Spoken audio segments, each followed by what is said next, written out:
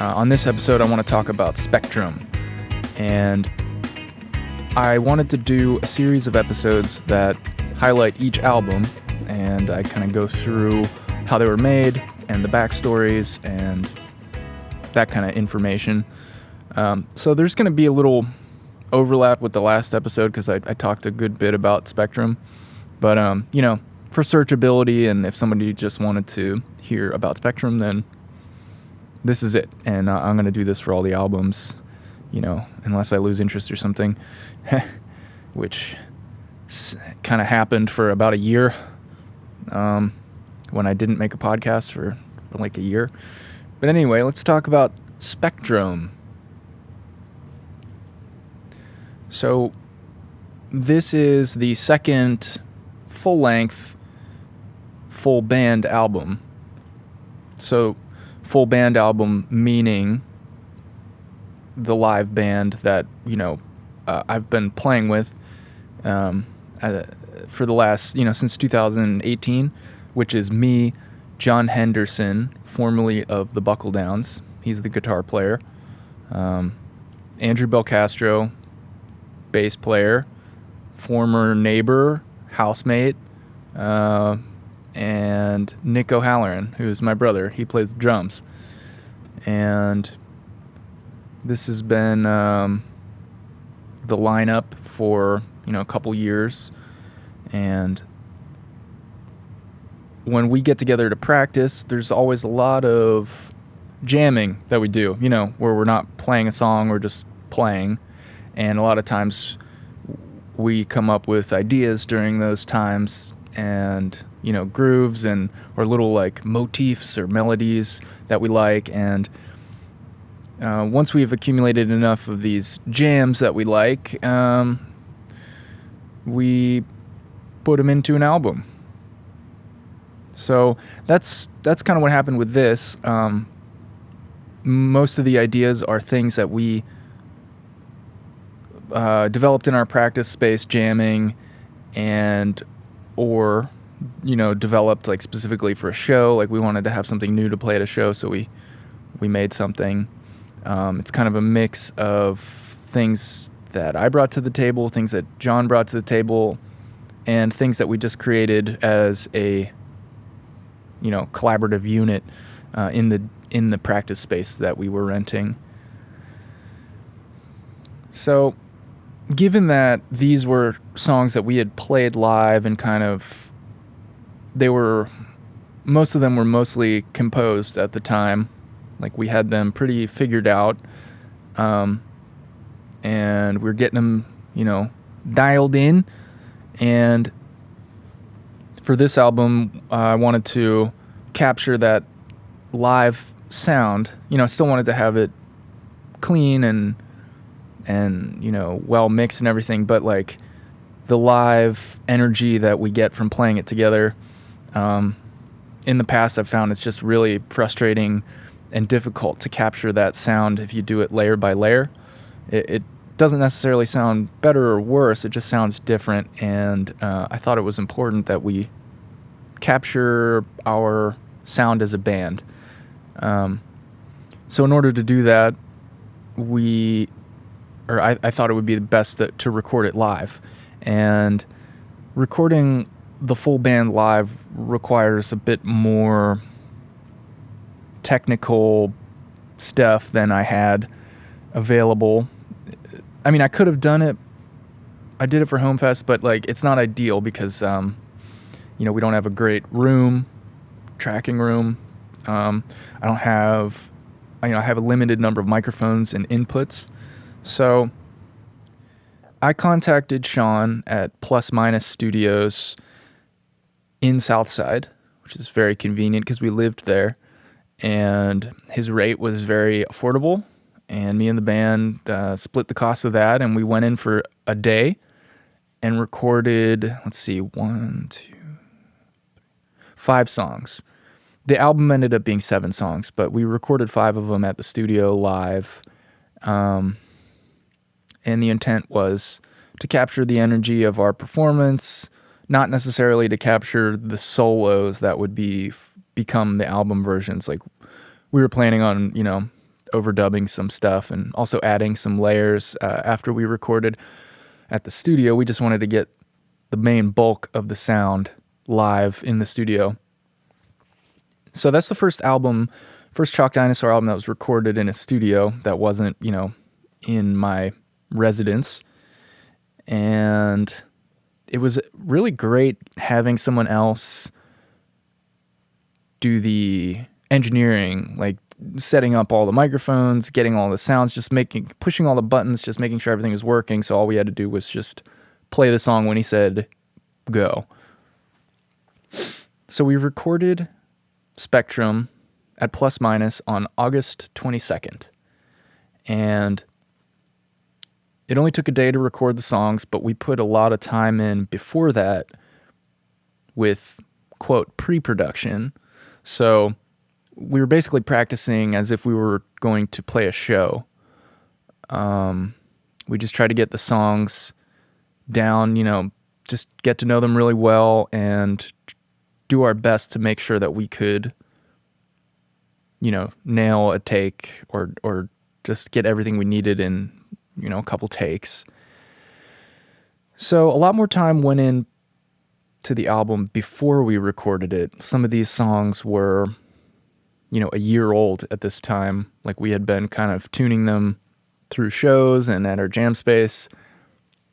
But the actual recording only took a day. And then the editing, mixing, and like finalization of the album took another, 4 months. So it's pretty crazy. The actual recording only took a day. But we didn't go in there with the intention of coming out with a finished product. We just went in with the intention of getting the rhythm section, if nothing else. Just getting the rhythm section for all the songs. Rhythm section meaning drums, bass, rhythm guitar parts. And then I would, do the decorating of the tracks at home. Decorating meaning, adding extra layers like synthesizers and doubling guitar melodies and redoing solos that I thought I could do better. So that was a fun experience, and I'm really glad we did that. I was about to leave for a few months, so I knew we had to get it done before I left, at least the recording, and then I would do the mixing and finish the album from wherever I was at. And the album art was a picture drawn by my brother Nick, who's the drummer. We had it framed above our couch. It was next to some other album art that my other brother Mike had made. And we always thought it would make a good album cover. And we were having trouble figuring out our album cover situation. I was working on some minimal text-based designs, but we couldn't agree on like the typography, like how the text should look, what font it was. We just couldn't like come to a consensus on that. So in the middle of that, while we were trying to figure that out, Nick suggested the picture he drew, because we had thought about that and like how it would make a good album cover someday. And I had forgotten about it and just hadn't considered it. But once he brought it up, it was it felt good, because I just felt like that was an easy choice. Like, we'll just do that. And yeah, then it's a little more personal, It's even, it's an internal job, artwork from the drummer. And but yeah. So I think I'm going to go through the tracks and talk a little bit about them each. So the first song on the album is called Fire Alarm. And this was an idea that it was like an idea that I worked out on my own to some degree, and then I brought it to the band for a show. And they learned it, and we played through it, and then we tweaked it a little bit. Like, I think we might have added some sections or something, and I definitely added on to the backing track, as time went on. It kind of added more like sound effects and like synthesizers and just stuff like that. But the reason, or I think the first time we ever played it, and I can't really say at a show because it wasn't at a show, but for Home Fest, for our video performance, that was the first time we played Fire Alarm. And we ended up liking that one a lot, and we called it Fire Alarm because one day we practiced in a storage building called Store Express in Southside. The 7th floor is all band rehearsal rooms, which is really great. It's like a place to go be loud any time of the day or night and not piss anybody off. But we were practicing one day, and the fire alarm went off, and everybody had to evacuate the building. And I'm not sure. I think it was just an electrical malfunction. Like there was no fire, but everybody had to leave, and we had to wait for them to clear the building to go back in. So we went to the library or Kupka's. We went to some bar like on East Carson, like a block away. They had some tables outside, and we just sat outside. It was a really nice day. We drank some beer and just waited for them to say we could go back in the building. And yeah, that turned out to be a really nice experience.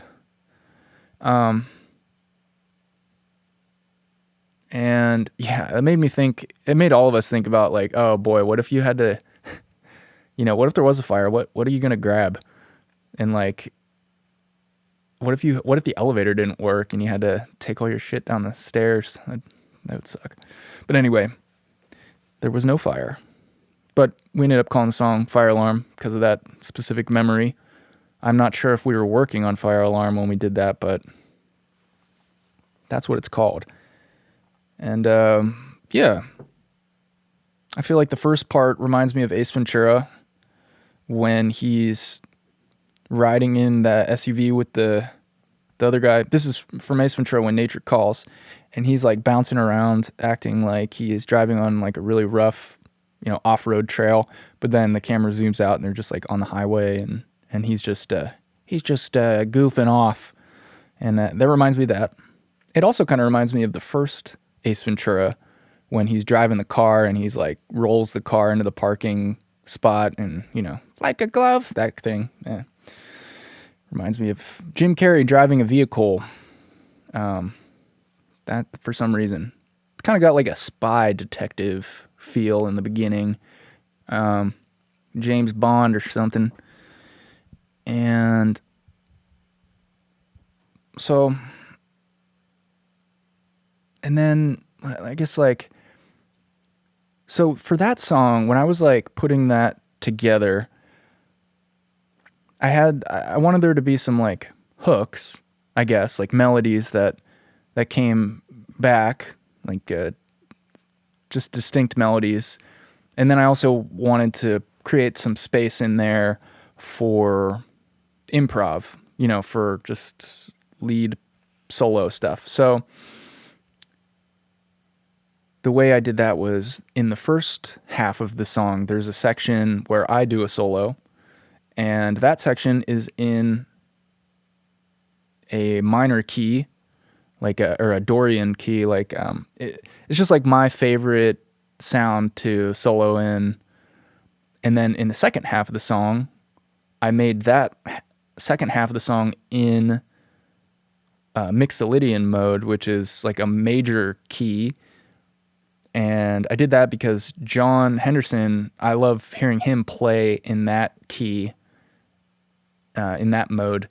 And so I definitely wanted to put something in there that played to his strengths. I mean, in my opinion, his strengths, which is Mixolydian.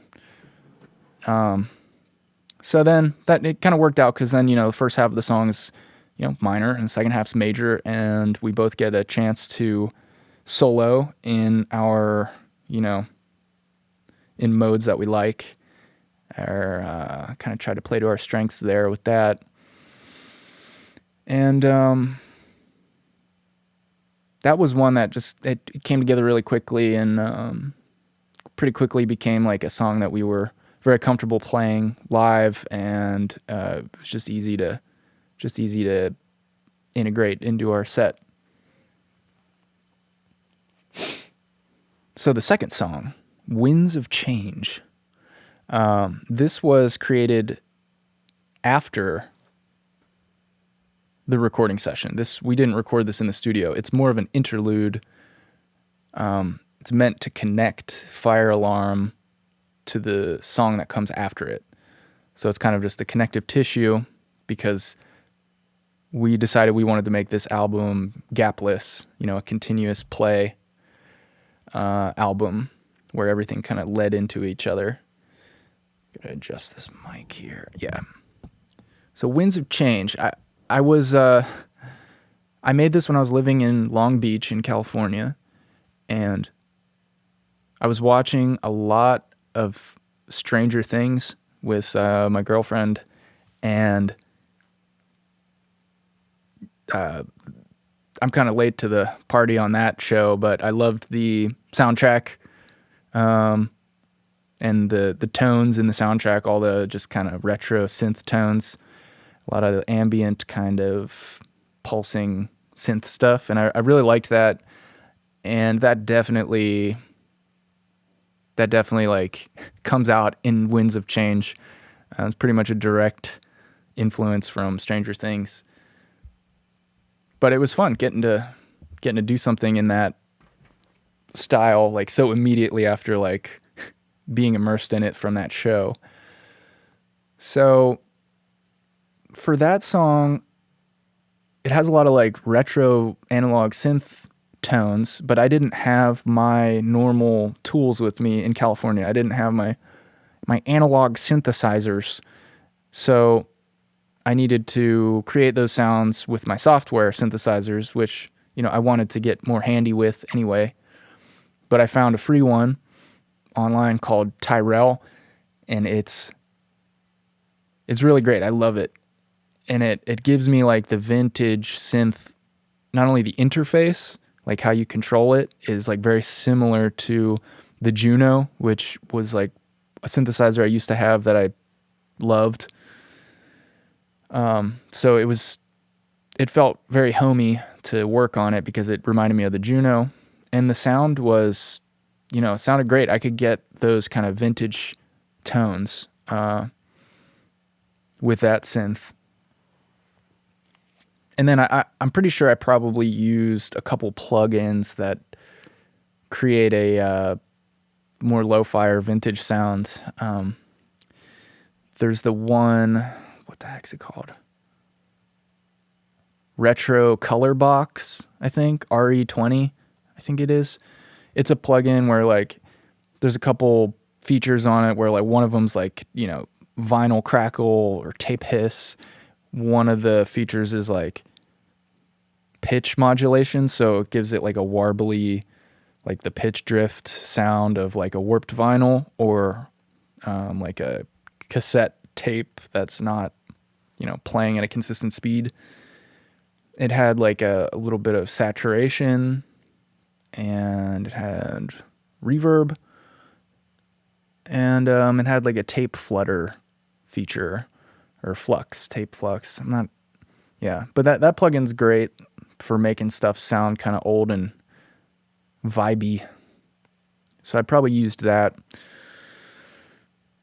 And that was pretty much it. It just a little short piece to connect to other pieces of music. And it was specifically to lead into track number 3, which is called Agua de Vida. Agua de Vida is another kind of interlude, connective tissue piece of music that was created as an introduction for the song after it, which is Agua de Papa. But let's stay with the track number 3 here for now, Agua de Vida. So this song started because John Henderson, the guitar player, made the suggestion that we should create an intro for Agua de Papa, which is track number 4.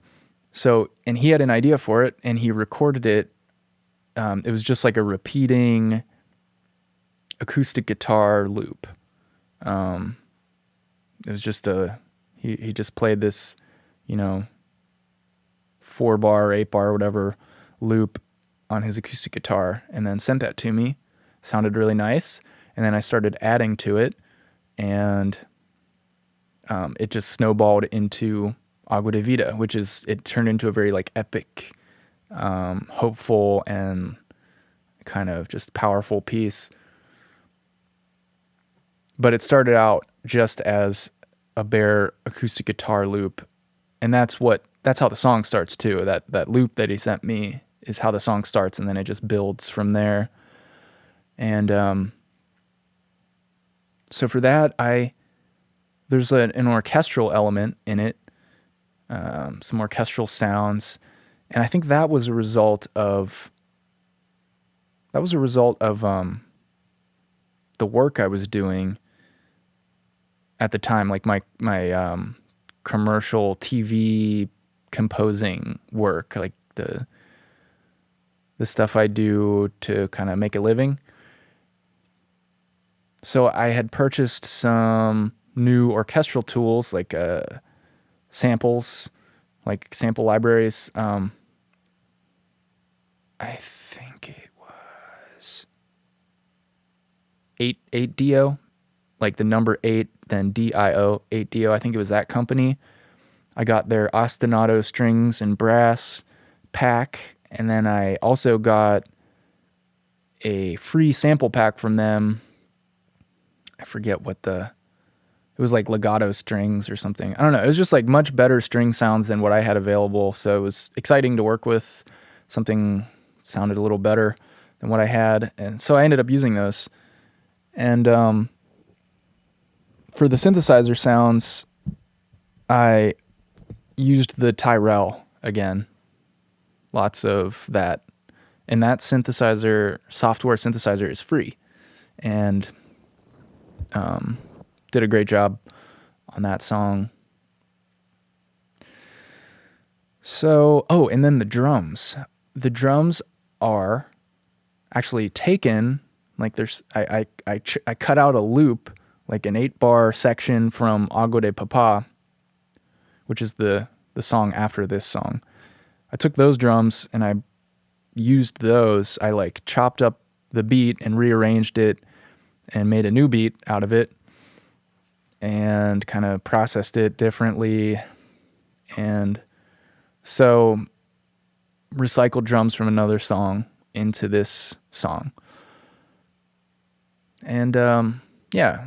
Oh yeah. And so the track number 2, Winds of Change, I didn't say why it's named that, and I just named it that because of just the massive amount of change that has happened over the last year in terms of COVID. Our bass player moved to Utah, although this was after. I moved to California, and then I moved back, and then I moved out of Southside, and there was just so much change on the horizon in terms of like our living situations. I knew we weren't going to renew our lease in Southside and that we would all be moving. After the album was released, John had a son. I moved in with a new girlfriend. Like there's just like so much change. And I could feel the winds a-blowing. So that's why I named it that. Agua de Vida. That one is named Agua de Vida simply because the track after it is named Agua de Papa. So Agua de Vida, Water of Life. Agua de Papa, Dad Water. What is Dad Water? That is just a little inside joke because We sometimes go through phases of drinking Michelob Ultra, and we call them Dad Waters because they're just so refreshing and light. And so that's what we call those. And that's why that song's named that. Maybe because it just reminds us of dads drinking beers. I'm not sure. Track number 4, yes, Agua de Papa. So this is an old song. We'd been playing it live, I don't know, maybe a year. We wrote this song it came together over, probably a few months of kind of just tinkering with it. But the initial ideas for it were developed in Southside in our house, in my studio upstairs, where you could see that on the old podcast videos. But we would sometimes have writing sessions up there. So it would be, low volume. We had that little drum set with like mesh heads on it. So like we could still kind of get the same feeling as like playing, but it was just more easy to work at like a conversational volume and kind of just, we would workshop ideas up there sometimes. That's how we wrote Voyage to the Yogurt Planet and probably a bunch of other ones too. Whenever we would sometimes have like workshop sessions up there. And then whenever the ideas were ready, we would go to the practice space and try them out, full blast at, our full volume when like, as if we were, at a show or something. So yeah. And it actually started out a little different. Like the very first idea that we had that turned into that song, isn't even in it ended up not even being in the song. Like, cause we were just jamming over an E chord, but playing in, I forget what, like Lydian, we were playing in some mode like F sharp, Lydian dominant or something, but we were jamming like very ambiently over an E chord, I think. Honestly, I'm not exactly sure, but I do know that whatever we started out as that led to the song is not in the final song. Yeah, and Agua de Papa. This one is like made for John Henderson, I feel like in terms of his guitar playing, he always really shines in this song. His like Mixolydian shredding, especially like his solo in this song is just it's really really hot stuff. And the second half of the song where all the soloing happens, I have a section. John has kind of like a little teaser lead section where he plays he has like a riff, but it's kind of like a bit of a teaser, because he doesn't really go off yet. And then I have a solo section and have always been kind of never happy with what I was doing with that section, live at least, because Mixolydian is just I'm not that good or like familiar with it enough to like fully do what I want to do with that section. So the solo that I did at the studio when we recorded it, I ended up not using that. I kind of figured I wouldn't because I just never felt like I really nailed that section. So I spent a lot of time redoing my solo in that song. When does that happen? It's like the twangy, surfy, it's like, I don't know how to describe the sound of it, but I wanted to really nail that section. Okay, yeah. At 4 minutes, that's when my solo starts, and I just remember spending a lot of time trying to figure out what to play there. And I was playing on my normal guitar, the Gibson ES335. I was trying to like do like a shredding, like ripping, saturated, overdriven solo, similar to like what John was doing, and it just wasn't working that well. Like I wasn't getting. I just like felt like I didn't have the the skills or the comfortableness with the Mixolydian scale to really like shred in that section the way I wanted to. So I wasn't sure what to do because I felt like I just wasn't getting the result I wanted. So I thought maybe I needed to try something a little more outside of the box, and see what I could come up with that. So I tried a cleaner tone, and I switched guitars to my brother Nick's guitar, which is a Fender Mustang, which has a much different sound than my guitar, and it also has a whammy bar.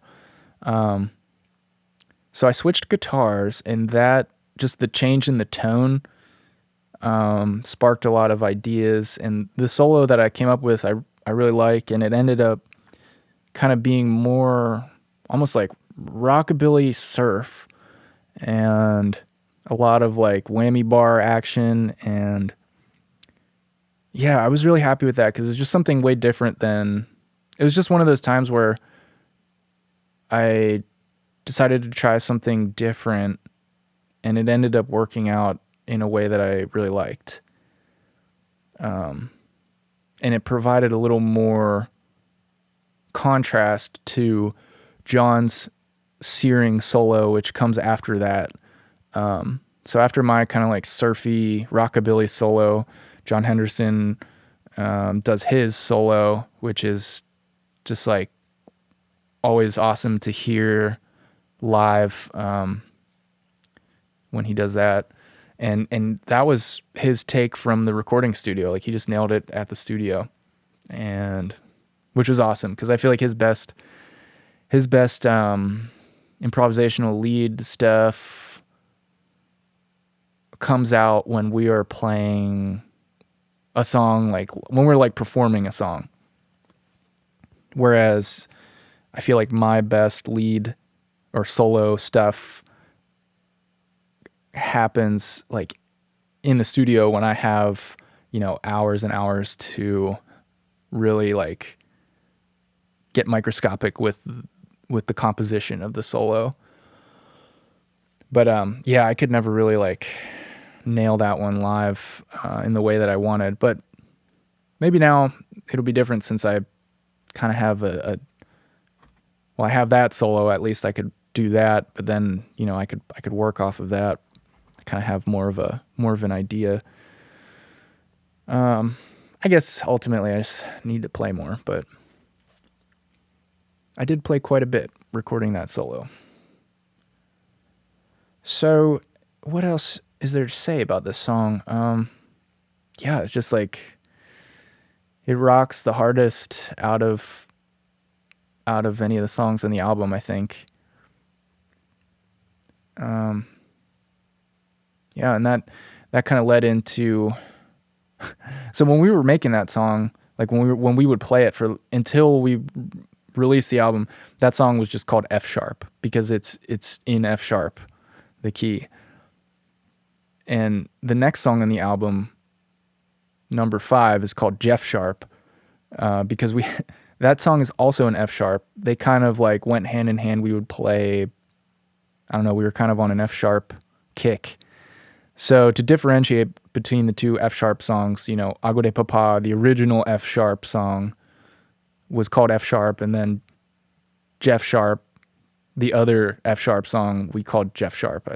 Nick came up with that idea. And that one's just more like a funky tune,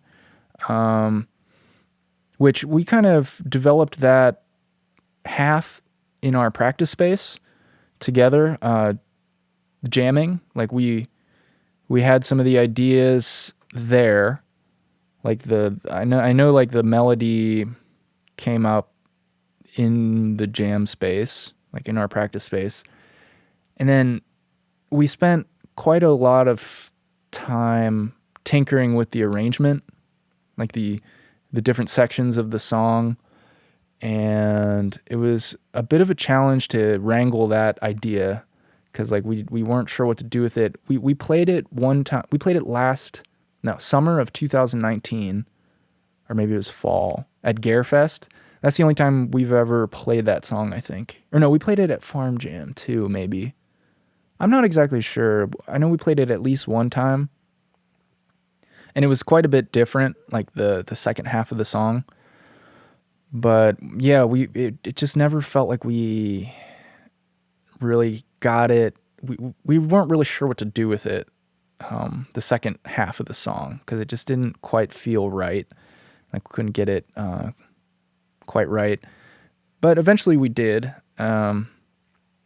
and got it into an arrangement that we all liked and that flowed naturally.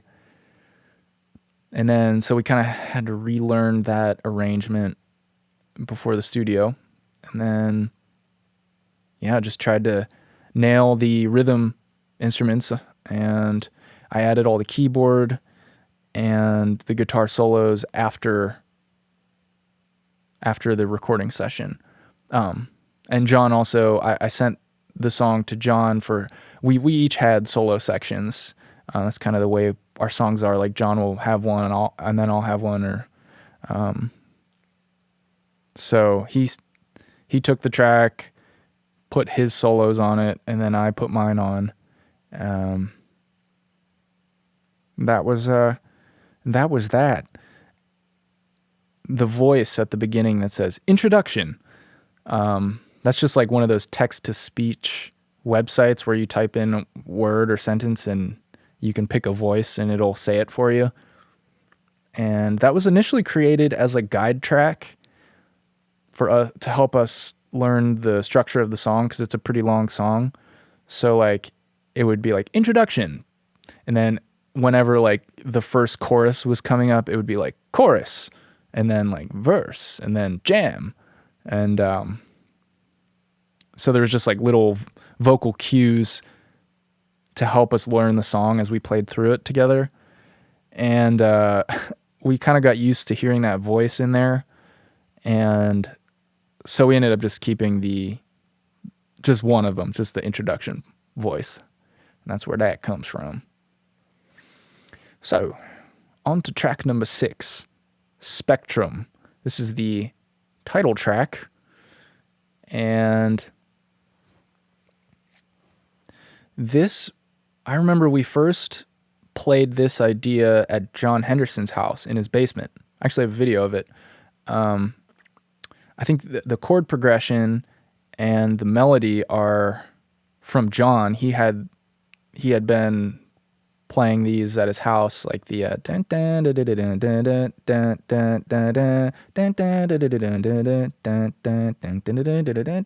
like he had that in the chords for that section, and we worked around that. So that's the main part of the song, and then I added the middle section that's like where it goes into like a 4 on the floor dance beat, and it's kind of like a synthy section, kind of like I don't know, just the middle section where it changes drastically. Me and Andrew Belcastro were working on that section of the song at our house in Southside. And we also, that's how that happened. Me and Andrew had like one of those workshop sessions trying to figure out what else to do with John's original idea, and like where to take that. We came up with the middle section, and then we came up with like the kind of the transitions. And then the ending section, we're playing the main theme again at the end of the song. John does a solo, and then there's a key change or something. At least the chord progression changes pretty drastically, and that part we worked out together in the jam space. That kind of just came up as we were practicing the song. I think somebody had that idea and started playing different chords under the melody. And then, someone had the idea of like adding an extra chord at the end. So that came up pretty organically just through us playing the song together. And that's always cool when that happens. But Spectrum, we played that one time live, and that was for the Rex Theater video on June 27th, 2020. It's on YouTube. It's not to toot my own horn, but toot, toot, toot, like I'll toot our horn. That was, we did a good job with Spectrum. We played that song really well for that video. And that's the only recording, like live video of it. And that's the only time we've ever played it live. But, yeah, I'm really so happy that we captured that live performance of that song, and that it sounds good, and that we've got it now. The last song on the album is called Optical Company. Why is it called Optical Company? Because a lot of times when we would be jamming or practicing in Southside at the Store Express, we would take a voice memo if we got into a jam that we liked and we wanted to remember it, because there's so many jams that they happen, and if you don't record them, you'll completely forget what was going on, and like you might never remember what you played. And that's sad when that happens. So we would take voice memos if we got into something that we wanted to remember. So take a voice memo, and the voice memo app would automatically name your voice memo it would name it as like your location where you were. And our voice memos always say Beatler McKee Optical Company, which is the name of like an optometrist across the street. So that's just called Optical Company now. And this idea was born, I was away. I think it was over the summer. I was on a trip to Colorado.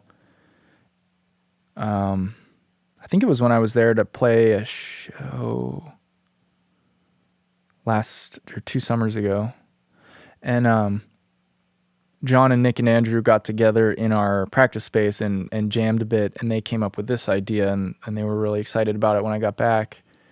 So they showed me Optical Company, and we jammed it a good bit and had to do a fair bit of tinkering to figure out like what to do with the original idea, like where to go from there. But eventually we figured it out, and it ended up being like a very I don't know what the diverse song. Like it goes a lot of different places, but yeah, I think they came up with the main riff and melodies, and then I came up with the idea for the second section that's kind of like spacey and like a spacey. Yeah, that's the best way I can describe it. And then there's one other section that it was kind of just like a hodgepodge, quilt-like collage, McDonald's value menu, no longer a dollar menu. It was just like a combination of, a lot of ideas from everybody. That's what I really like about this album, is that it was very representative of us as a unit. And like, even though some of the songs like I brought to the table or John brought to the table, they developed a lot, like with all of us playing them and like contributing ideas to how to tweak them and figure out what worked. But yeah, that is Spectrum.